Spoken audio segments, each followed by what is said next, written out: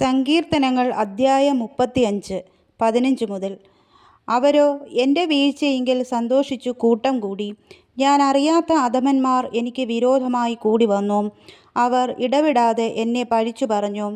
അടിയന്തരങ്ങളിൽ കോമാളികളായ വഷളന്മാരെ പോലെ അവർ എൻ്റെ നേരെ പല്ല് കടിക്കുന്നു.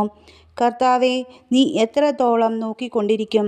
അവരുടെ നാശത്തിൽ നിന്ന് എൻ്റെ പ്രാണനെയും ബാലസിംഹങ്ങളുടെ വശത്തു നിന്ന് എൻ്റെ ജീവനെയും വിടുവിക്കണമേ.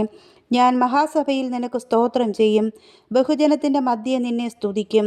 വെറുതെ എനിക്ക് ശത്രുക്കളായവർ എന്നെക്കുറിച്ച് സന്തോഷിക്കരുതേ. കാരണം കൂടാതെ എന്നെ പകയ്ക്കുന്നവർ കണ്ണിമയ്ക്കരുതേ.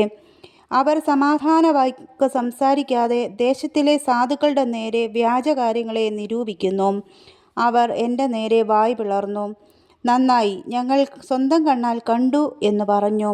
യഹോവേ, നീ കണ്ടുവല്ലോ, മൗനമായിരിക്കരുതേ. കർത്താവെ, എന്നോടകന്നിരിക്കരുതേ. എൻ്റെ ദൈവവും എൻ്റെ കർത്താവുമായുള്ളവേ, ഉണർന്ന് എൻ്റെ ന്യായത്തിനും വ്യവഹാരത്തിനും ജാഗരിക്കണമേ. എൻ്റെ ദൈവമായ യഹോവേ, നിൻ്റെ നീതിപ്രകാരം എനിക്ക് ന്യായം പാലിച്ചു തരണമേ. അവർ എന്നെക്കുറിച്ച് സന്തോഷിക്കരുതേ. അവർ തങ്ങളുടെ ഹൃദയത്തിൽ നന്നായി, ഞങ്ങളുടെ ആഗ്രഹം സാധിച്ചു എന്ന് പറയരുതേ. ഞങ്ങൾ അവനെ വിഴുങ്ങിക്കളഞ്ഞു എന്നും പറയരുതേ. എൻ്റെ അനർത്ഥത്തിൽ സന്തോഷിക്കുന്നവർ ഒരുപോലെ ലജ്ജിച്ചു ഭ്രമിച്ചു പോകട്ടെ. എൻ്റെ നേരെ വമ്പു പറയുന്നവർ ലജ്ജയും അവമാനവും ധരിക്കട്ടെ. എൻ്റെ നീതിയിൽ പ്രസാദിക്കുന്നവർ ഘോഷിച്ചാനന്ദിക്കട്ടെ.